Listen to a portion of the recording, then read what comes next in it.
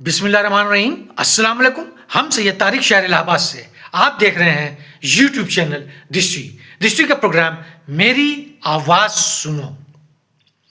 Secularism ये एक अजीब व गरीब अल्फाज है जिसको कोई दानिश्वर इंसान न समझ सका न समझा सका। सारे अहले इल्म घनचक्कर हो गए मगर इसकी हकीकत तक न पहुंच सके, इस पहेली को सुलझा न सके कि ये क्या बताना चाहती है और ये क्या हकीकत में है। सेकुलरिज्म कहते किसे हैं? ये एक किस्म का अजीब नशा है। जब नशा का संगम बनता है जिसमें दारू भी हो, जिसमें भांग भी हो, चरस भी हो, अफीम भी हो, गांजा भी हो, जब सबको मिला करके एक दारू बनाई जाती है या एक नशा बनाया तैयार किया जाता है, उस नशे के सुरूर को सेकुलरिज्म का सुरूर कहा जाता है।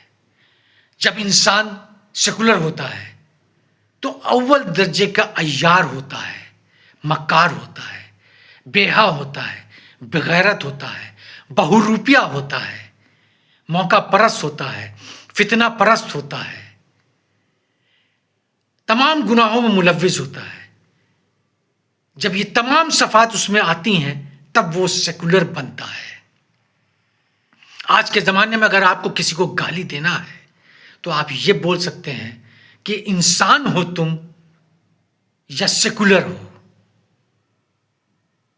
सेकुलर तमाम गुनाहों को, तमाम बुराइयों को पोशीदा करती है। उस लबादे को सेकुलरिज्म बोला जाता है। हर पॉलिटिकल पार्टी अपने आप को बोलती है कि वो आला है, उसकी पॉलिटिकल पार्टी का मयार बुलंद है, उसके कार्यकर्ता मयारी हैं, तहजीब वाले हैं, उनकी विचारधारा, सोचना समझना, उनकी पॉलिसियाँ, उनका मिशन, उनका विजन बहुत अलग है, आला है, कट्टरपंथी से दूर है, दहशतगर्दी से दूर है, तमाम चीज़ों से ये दूर है।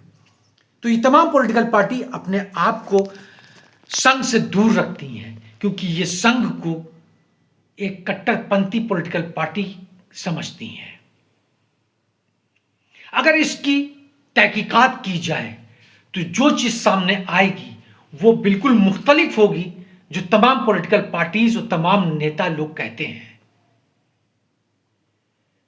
चंद्रशेखर साहब सेकुलर थे, सोशलिस्ट थे, मगर उनका खानदान पूरा बीजेपी के साथ है। कांग्रेस सोशलिज्म के अलमबरदारी का दावा करने वाली, अपने आप को सोशलिज्म का मसीहा, सोशलिज्म का पैगंबर समझने वाली, अपने आप को सेकुलरिज्म का एक तूफान समझने वाली, उसके पूरा खानदान, आधा खानदान बीजेपी का हिस्सा है। आधा कांग्रेस है तो आधा बीजेपी में है। कांग्रेस के ही मेंबर ऑफ पार्लियामेंट टूट के जो उनके पुराने थे उनसे अलग हो करके बीजेपी में शामिल हुए, या कहिए कि बीजेपी को उन्होंने ही बनाया है। बीजेपी के आधे मेंबर ऑफ पार्लियामेंट कांग्रेस के ही एक्स पार्लियामेंट थे। जब भी किसी स्टेट में सरकार बनती है, इलेक्शन होता है, तो कांग्रेस के टिकट पे लोग इलेक्शन लड़ते हैं और बाद में कौड़ी के दाम पर बीजेपी के हाथों अपने आप को बेच देते हैं। या यूं कह लें कि स्टेट में बीजेपी की सरकार बनाने के लिए होलसेल सप्लायर का काम कांग्रेस करती है। कांग्रेस के एमएलए टूट करके बीजेपी में शामिल हो करके बीजेपी की सरकार बनाते हैं। मगर इन लोगों को कोई बी टीम नहीं कहता, इन लोगों को कोई कम्युनल नहीं कहता, बल्कि इन लोगों को सेकुलर कहा जाता है कि सेकुलरिज्म का माने यही है। मुलायम सिंह साहब 2023 में इन्होंने अपनी सरकार बीजेपी के सपोर्ट से बनाई थी। जब बीजेपी ने मायावती की सरकार गिराई उसके बाद उन्होंने इनडायरेक्ट तौर पे मुलायम सिंह को सपोर्ट किया और उनकी सरकार बनवाई। लालू यादव साहब की पहली गवर्नमेंट, पहले दफे चीफ मिनिस्टर बीजेपी के सपोर्ट से बने, मगर इनको कोई बी पार्टी नहीं बोलेगा क्योंकि ये मजाजी खुदा लोग हैं मुसलमानों के। तेजस्वी यादव साहब, नीतीश कुमार के डिप्टी चीफ मिनिस्टर साहब, नीतीश कुमार के साथी, नीतीश कुमार का मतलब बीजेपी, बीजेपी का मतलब नीतीश कुमार। इनको कोई भी आदमी बीजेपी की बी पार्टी नहीं बोलेगा। लालू यादव साहब के साहबजादे, बड़े साहबजादे और उनकी बेटी इस वक्त बागी हैं, बगावत के तेवर में है।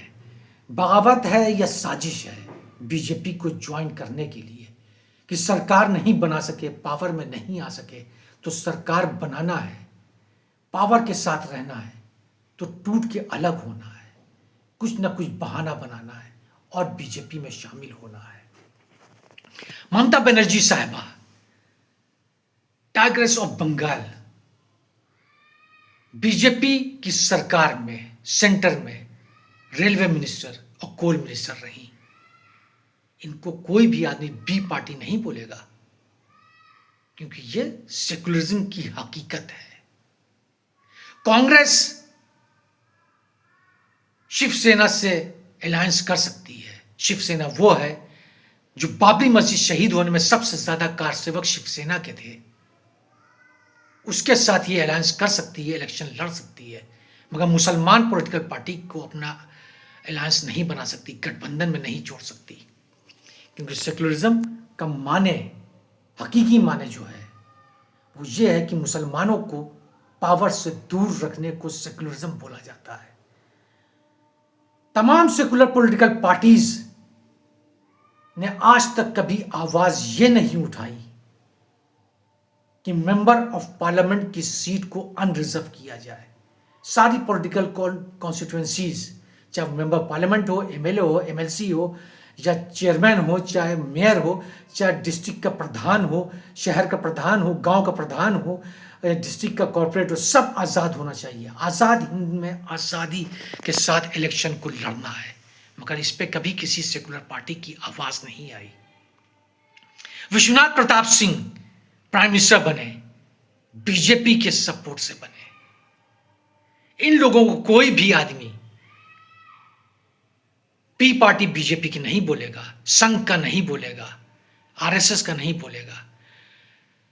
Mayawati secular, Mulayam Singh secular, Lalu Yadav secular, Nitish Kumar secular, Chandrashekhar Singh secular, Congress secular और सब सेकुलर पॉलिटिकल पार्टीज ने बीजेपी के दम पर, बीजेपी के साथ से अपनी सरकारें बनाई। जरूरी नहीं है कि आप ओवैसी का साथ दें, मगर यह जरूरी है कि मुसलमानों की हर स्टेट में एक पॉलिटिकल पार्टी होना चाहिए ताकि वो हवा बनकर के दूसरी पॉलिटिकल पार्टी के सर पे नाचती रहे, ताकि अच्छी तरीके से मुसलमान बार्गेन कर सके। ओवैसी साहब ने नीतीश कुमार को सपोर्ट करने की बात की। सारे पढ़े लिखे जाहिल बिलबिलाने लगे। उनको आज तक ये समझ में नहीं आया, ये नहीं दिखाई दिया, उनके कुंद अकली ने उनको ये नहीं बताया कि सारे सोशलिस्ट नेता, पॉलिटिकल पार्टीज ने बीजेपी से साथ लेकर के अपनी अपनी सरकारें बनाई, तब वो बी पार्टी नहीं थे। और ओवैसी साहब बी पार्टी हैं। आप ओवैसी को मत ज्वाइन करिए, मगर इंडिपेंडेंट मुस्लिम पॉलिटिकल पार्टी होना जरूरी है, जो कोई भी सेकुलर पॉलिटिकल पार्टी नहीं हो देना चाहती। वो आपको अपनी पांव की जूती बना कर रखना चाहती है, क्योंकि आप उम्मत मोहम्मद हैं, आप दाई हैं, आप पैदाइशी लीडर हैं। लीडर को लीडर की तरह रहना है तो अपनी पॉलिटिकल पार्टी बनाना जरूरी है। ओवैसी साहब ने बार्गेनिंग सीमांचल की बेहतरी के लिए की, उसके लिए कहा। इसमें परेशानी क्या है? सीमांचल में डेवलपमेंट जो आज तक ना हुआ, अगर वो हो जाए, नीतीश कुमार का साथ दे के हो जाए तो बेहतर है। शुक्रान।